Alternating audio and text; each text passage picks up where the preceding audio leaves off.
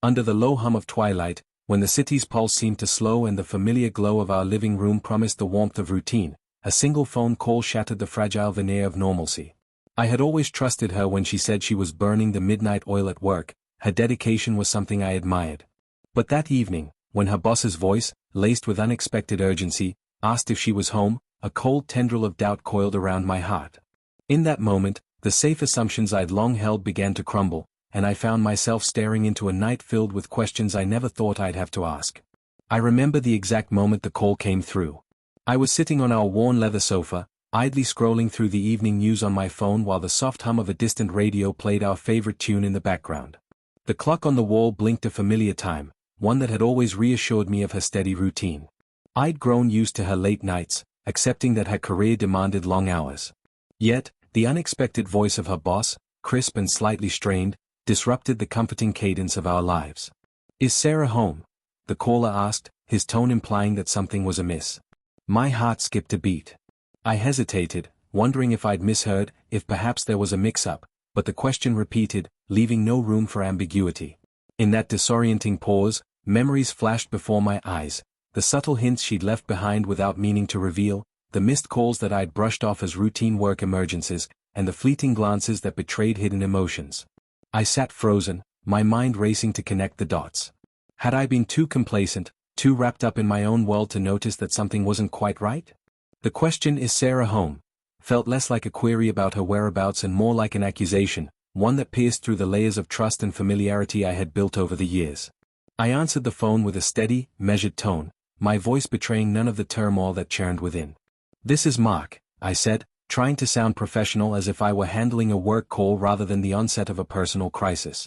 There was a brief pause on the other end, and then the voice repeated, "I'm calling from corporate, Sarah's department. Is she home?"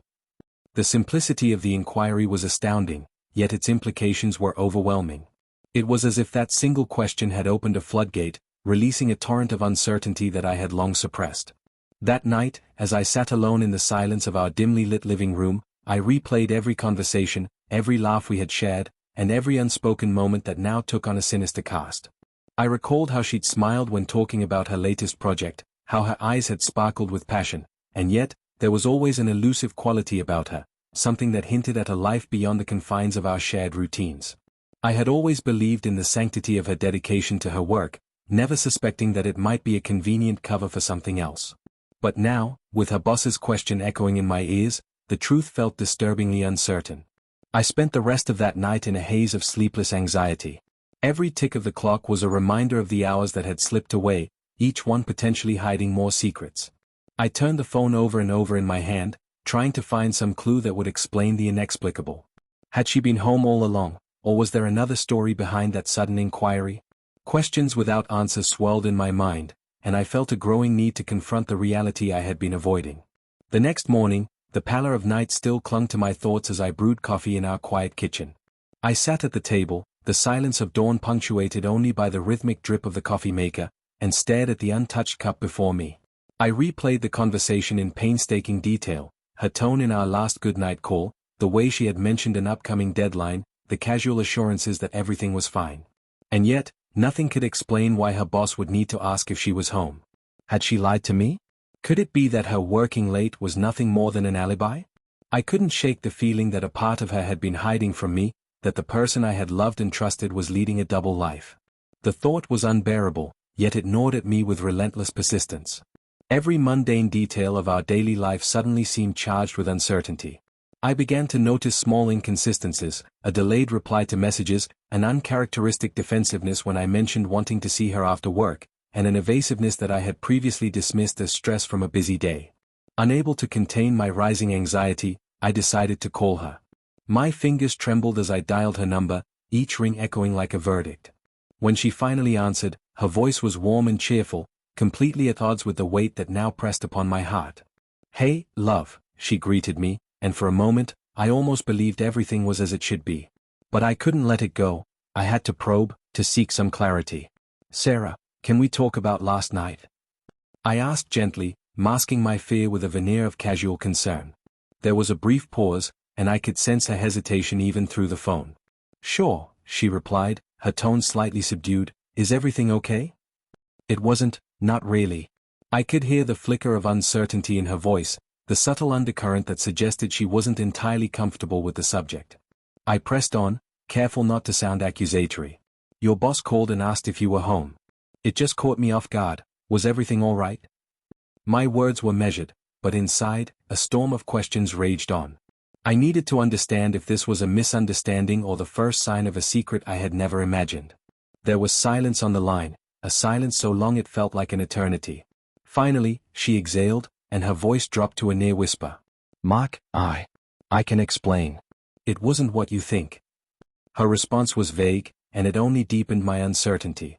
I felt as if I were peering into a fog, where the outlines of truth were blurred and shifting, impossible to grasp no matter how hard I tried. That day passed in a surreal state of half-awareness.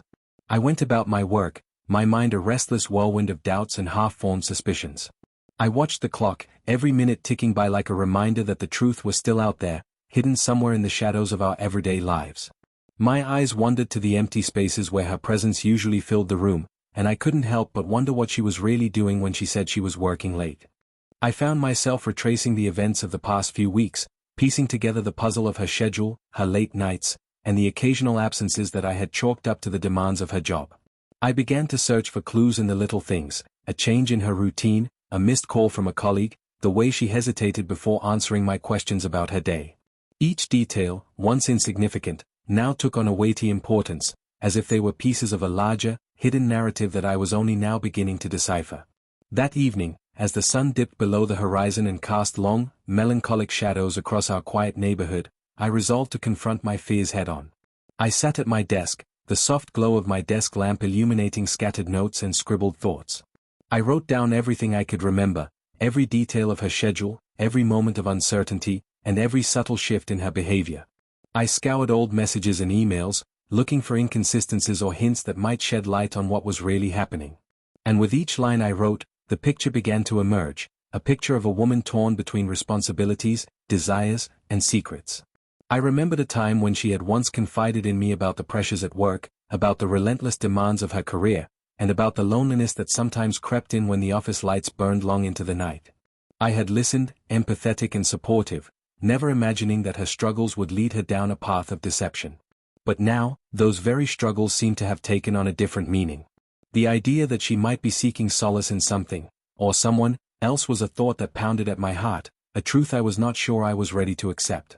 As the night deepened and my solitude became more pronounced, I grappled with conflicting emotions.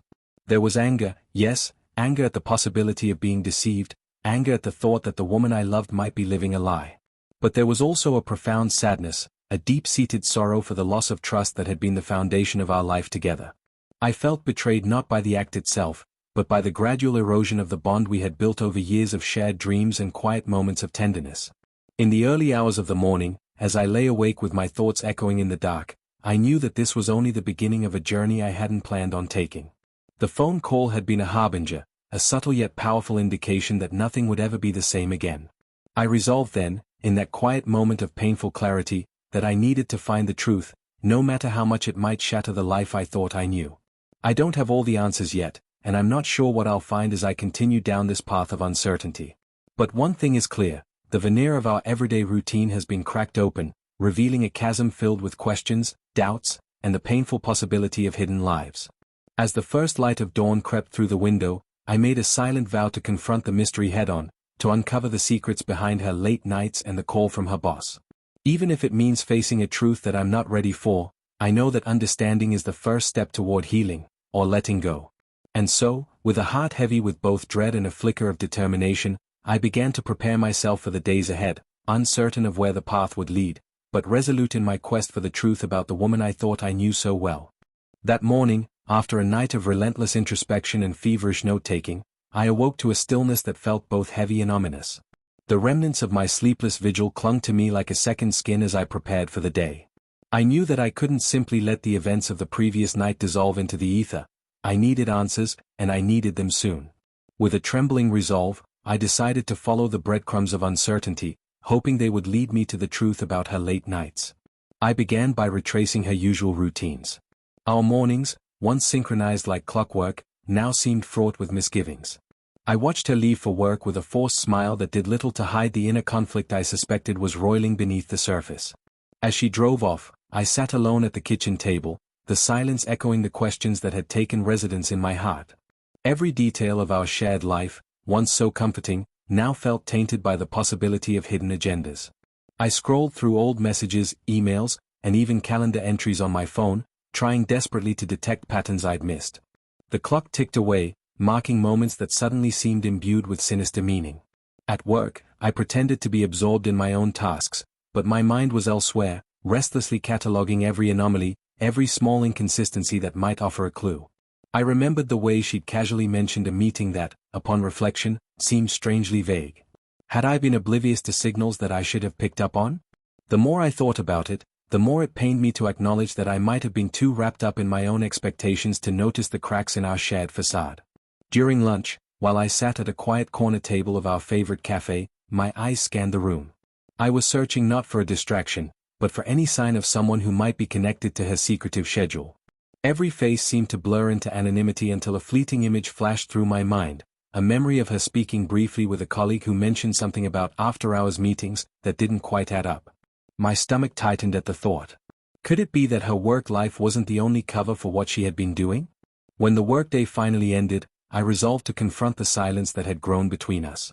I waited for her at our apartment door, my heart pounding in a rhythm that matched the anxious tapping of my fingers on the cool, metal handle. The door opened with the gentle click of the lock, and there she was, exhausted yet smiling, her eyes betraying a trace of guilt I couldn't ignore. The familiar scent of her shampoo mixed with the subtle, lingering aroma of an unfamiliar perfume, a scent I now associated with secrets. "Hey," she said softly as she stepped inside, her voice betraying an edge of hesitation that had never been there before. I managed a nod, my gaze fixed on the floor, gathering the courage to speak. "Sarah, we need to talk," I began, my voice wavering despite my best efforts to remain composed. "Your boss called last night, and I need to know what's really going on." Her eyes widened for a fraction of a second before she masked it with a tired smile. "Mark, I told you, I was working late. I have deadlines to meet. You know how stressful it is sometimes," she replied, but the casualness in her tone felt rehearsed, like she was reciting lines from a script she'd perfected over countless evenings. I shook my head, trying to suppress the mix of hurt and determination swelling within me. "It wasn't just that. I know something isn't right. I found inconsistencies, and I can't shake the feeling that you're not here, even when you say you are. I need to understand what's happening." Her eyes flickered, a silent struggle passing across her face as if she were caught between the desire to protect me and the urge to preserve her own secrets. For a long, heavy moment, we stood in the dim hallway, the weight of unspoken words filling the space between us. Finally, she sighed, a sound that seemed to carry all the weariness of months of hidden truths. "Mark, it's not as simple as you think," she murmured, her voice barely audible. "Sometimes, work isn't the only reason I stay late. Sometimes I have other things to take care of." I felt as if the ground had shifted beneath me. "Other things? What do you mean by that?" "I deserve to know, Sarah. I deserve honesty from the woman I love."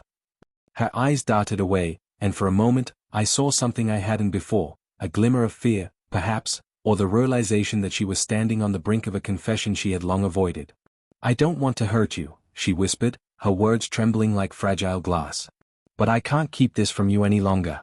I've been meeting someone." The word struck me like a physical blow.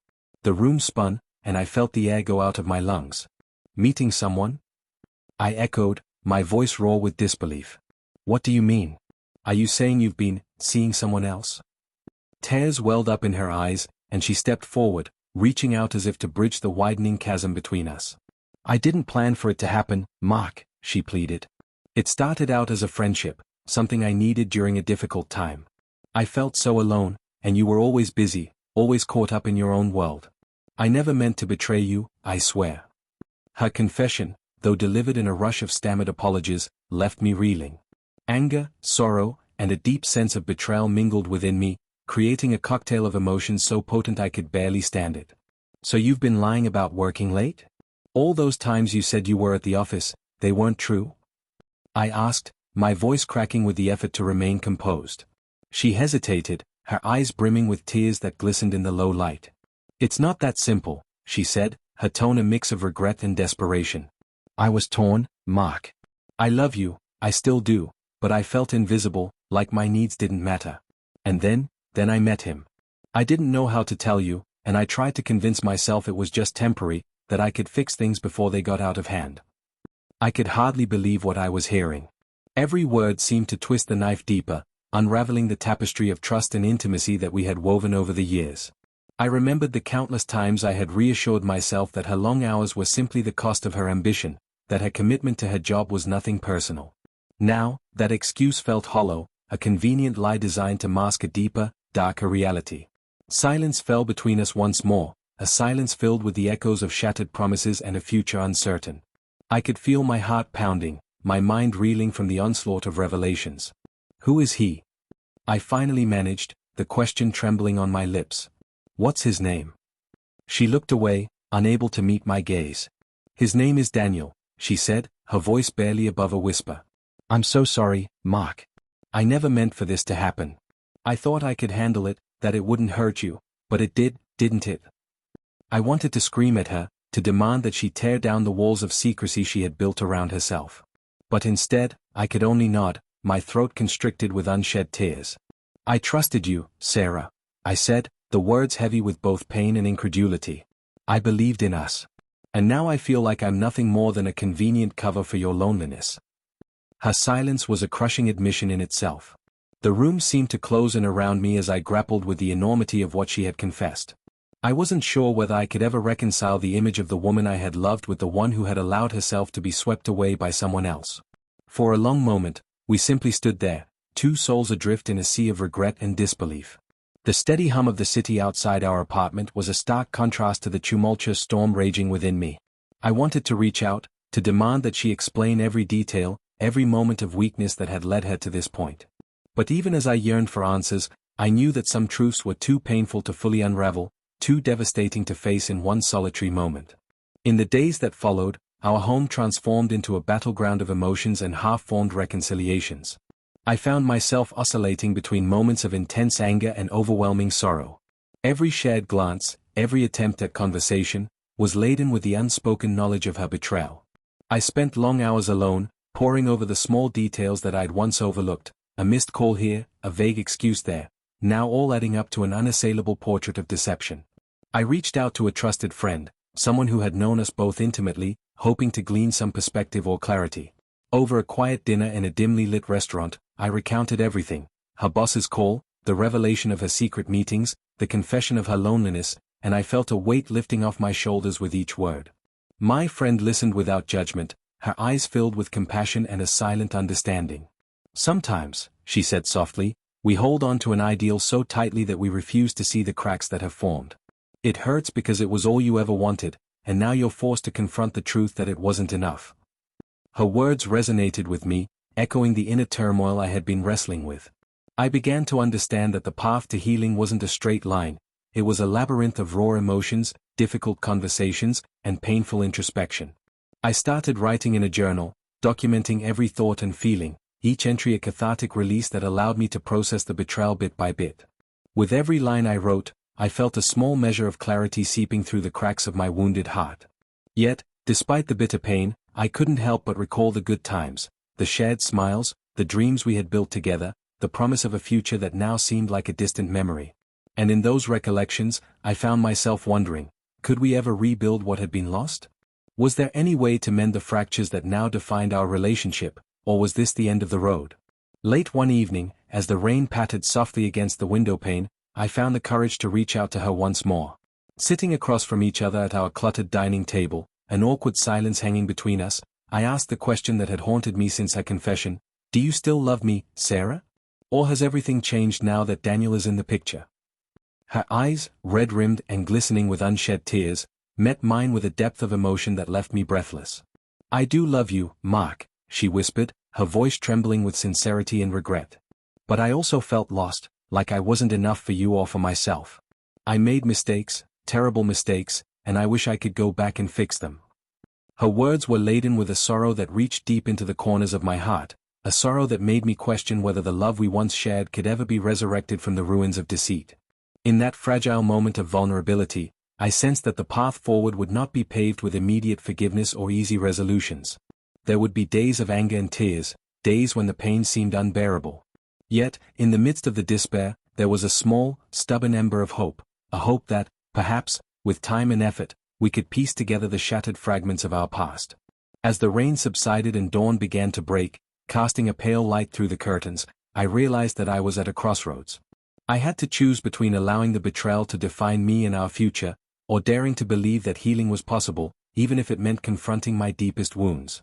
The decision wasn't easy, and I knew that the journey ahead would be fraught with challenges, but I also recognized that clinging to the past would only serve to keep us both imprisoned in our pain. I decided that, for now, we would try to navigate this labyrinth together, slowly, tentatively, and with an understanding that some days would be harder than others. I didn't know if I could ever fully trust her again, but I did know that I wasn't ready to give up on the love we once shared without a fight. We agreed on taking some time apart to reflect, to seek counsel from a professional, and to give ourselves the space needed to understand what had gone wrong and how we might find a way back. That week was a blur of meetings with therapists, long, heartfelt phone calls with friends, and solitary walks in the rain where I let the droplets wash away a fraction of the sorrow. Every step I took, every moment of introspection, brought me closer to an understanding that healing wasn't about forgetting. It was about acknowledging the pain, learning from it, and allowing it to guide us toward a more authentic future. And so, with a heart heavy yet determined, I began the long process of rebuilding, not just our relationship, but also my own identity. The truth of that fateful call and the revelations that followed would forever mark me, but I was beginning to see that even the deepest wounds could, over time, yield scars that told stories of survival, growth, and perhaps, in time, forgiveness. That night, after the long days of painful confessions and tentative attempts at reconciliation, I found myself standing alone under the vast expanse of a starlit sky, wondering how I had come to this crossroads. The apartment, once a sanctuary of shared dreams, felt empty and cold, echoing with the ghosts of promises we'd made and broken. In the aftermath of her confession, I knew that nothing would ever return to the way it had been. I was faced with the monumental task of piecing together my shattered trust and, ultimately, discovering who I was without the illusion of a perfect partnership. I spent the next several days in a haze of introspection and slow, halting progress. Mornings brought with them an aching clarity as I revisited memories, both sweet and bitter, that had defined our years together. I found myself wandering through our old haunts, the park where we had shared whispered secrets on crisp fall afternoons, the corner cafe that once buzzed with our laughter, even the quiet bookstore where I used to see her carefully select a novel with an intensity that hinted at dreams beyond our reality. Each place was a silent witness to the gradual erosion of our intimacy, and every step I took was a reminder that I was now embarking on a lonely journey toward healing. I decided to seek solace in the routine of therapy, hoping that the steady guidance of a professional might help untangle the intricate web of emotions swirling inside me.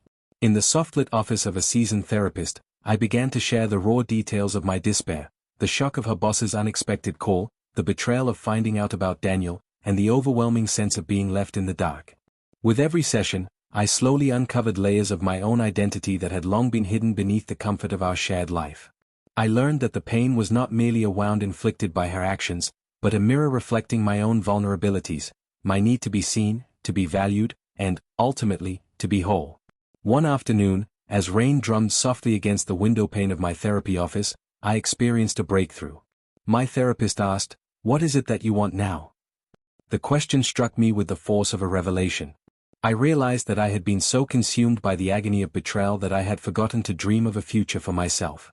I wanted to feel the sun on my face again, to reclaim the passion for life that had once defined me before the weight of doubt and deception settled in. I wanted to rebuild, not just our relationship, if rebuilding was even possible, but my own sense of self. I began to experiment with small acts of self-care.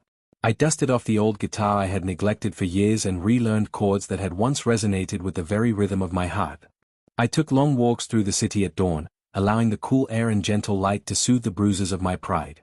I even ventured back into hobbies I had abandoned, like photography, capturing fleeting moments of beauty in the chaos of urban life. These small steps, though hardly a cure for the pain, slowly helped me reconnect with the person I had been before everything had gone awry. Yet, despite these moments of quiet rebirth, the memory of that fateful phone call, the call that had shattered my assumptions about our life, remained a constant presence. I'd catch a glimpse of her reflection in a window or notice the lingering scent of her favorite perfume on a jacket, and the shock would ripple through me all over again. At first, it was overwhelming. Later, it became a part of my new reality, a painful but honest reminder that life is never as simple as it seems. I began to document these moments in a worn leather journal, each entry a blend of raw emotion and tentative hope. With each written word, I was carving out a space for myself, a space where the past could coexist with the promise of tomorrow. One evening, nearly a month after that devastating call, I received an unexpected message from her. It was brief, a few carefully chosen words: "Can we talk?" My heart pounded as I stared at the screen, the familiar sight of her name evoking a storm of conflicting emotions. Part of me still yearned for the comfort of her presence, for the possibility of mending what had been broken. But another part, scarred and cautious, urged me to guard my fragile heart against more pain. I knew that this conversation would be pivotal, a final reckoning that could either pave the way for closure or open wounds that might never heal. We met in a quiet park near our old apartment, a place where the soft rustling of leaves and the gentle murmur of a nearby stream provided a backdrop to our delicate dialogue. When I saw her waiting on a familiar bench, a woman both changed and achingly familiar, I felt a surge of old memories, of smiles shared and promises whispered in the dark. Her eyes, red from unshed tears, met mine with a mixture of sorrow and resolve. "Mark," she began, her voice trembling, "I know I've hurt you beyond measure. I'm so sorry for everything." Her apology was sincere, laden with regret, but as I listened, I couldn't help but feel that these words, though earnest, were a fragile attempt to stitch together the remnants of a once beautiful tapestry. We talked for hours, our conversation a mosaic of painful truths and tentative hopes. She explained the loneliness that had crept into her life, the way her work had consumed her, and how, in a desperate bid for connection, she had sought solace in another's arms.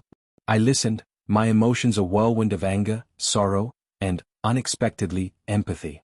I realized that while her choices had irreparably wounded me, they were also a reflection of her own struggles, a testament to the complexity of human vulnerability. I asked her difficult questions, questions that pierced the stillness of the park and echoed with the weight of our shared past. "Do you regret it?" I asked quietly. "Do you regret the pain you've caused?" Her response was a soft, almost inaudible whisper: "Every day, Mark. Every single day." That confession, raw and heartbreaking, pushed me to confront my own responsibility in our unraveling. Had I been so complacent, so absorbed in the routine of our life, that I failed to notice the signs of her distress? I thought of all the evenings I had spent waiting at home, the times I had taken her long hours at work for granted, never imagining that behind those tired eyes there might be a longing for something more. In that moment, I recognized that while I could not absolve her of her choices, I could at least learn from them, to be more present, to be more attuned to the silent signals that people send when they are hurting. As the conversation drew to a close and the park's shadows lengthened with the coming dusk, we made a silent pact to part ways for a while, a mutual understanding that some wounds could only heal when given space to breathe. We didn't know if we could ever return to what we had once shared, or if we were destined to follow separate paths. But in that bittersweet farewell, there was a glimmer of hope, a tentative promise that even in the aftermath of betrayal, the human heart is capable of renewal. I walked away from the park that evening feeling both lighter and heavier at the same time. I was burdened with the scars of our broken promises yet uplifted by the realization that I had taken the first steps toward reclaiming my life. Over the following weeks, I immersed myself in the slow, deliberate process of rebuilding. I resumed my daily walks, this time not as a means of escape, but as a journey of self-discovery. I began to open up to friends and even reached out to family members I hadn't spoken to in a long time. Their support, gentle and unwavering, reminded me that I was not alone in my struggle. One crisp morning, as I sat by a sunlit window in a small, newly rented apartment, a space that I now called my own, I reflected on the turbulent journey that had brought me here. I realized that the sting of betrayal would never fully disappear, but it could coexist with moments of joy, growth, and even forgiveness. I began to see that the end of one chapter, however painful, was merely the prelude to another. And so, I started to write a new narrative for myself, one that celebrated resilience, embraced vulnerability, and recognized that the past, with all its bitterness and beauty, had shaped me into a stronger person. In that process, I discovered a passion for photography, a way to capture the ephemeral beauty of life and to see the world through a lens of hope rather than despair. Each image was a small victory, a testament to the fact that even shattered pieces of a life can be rearranged into a mosaic of new beginnings. I ventured into art galleries, attended poetry readings, and even took a weekend trip by myself to a quiet coastal town where the ocean met the sky in an endless dance of waves and light. In these moments of solitary exploration, I learned to savor my own company, to appreciate the journey of healing as much as the destination. There were still days when I would pause and feel the ache of loss, when the memory of that fateful call and the weight of her secrets would surge back unbidden. But slowly, I found that I was learning to navigate the storm with a newfound strength, a strength born of acceptance, understanding, and the courage to face life's uncertainties. I began to look at my scars not as reminders of failure, but as symbols of survival, each one a quiet testament to the battles I had fought and won. Now, as I sit here writing in the soft glow of an early evening, I realize that life is not defined by a single moment of betrayal or heartbreak, but by the countless moments of recovery and renewal that follow. The pain I once felt has softened into a gentle ache, a reminder of the lessons learned and the capacity to love again, both others and myself. I still wonder about the choices that led us here, about the secrets hidden behind long work hours and unanswered phone calls, but I also know that some mysteries may remain unsolvable. And perhaps, in accepting that ambiguity, I can finally free myself from the burden of constant questioning. In the end, I have come to understand that the journey of healing is a long and winding road, one that demands both honesty and grace. It is a path where every misstep is a lesson, and every tear shed is a seed for future strength. I have chosen to embrace that journey with all its pain and beauty, determined to forge a life that honors the past without being defined by it. So here I am, standing on the threshold of a new beginning, a beginning that is not free of scars, but one that is rich with the possibility of growth, forgiveness, and the rediscovery of who I truly am. And as the dusk gives way to night and the stars begin to shimmer like promises across the sky, I smile softly to myself, knowing that no matter how winding the road, I am ready to walk it, step by uncertain step, into the light of tomorrow.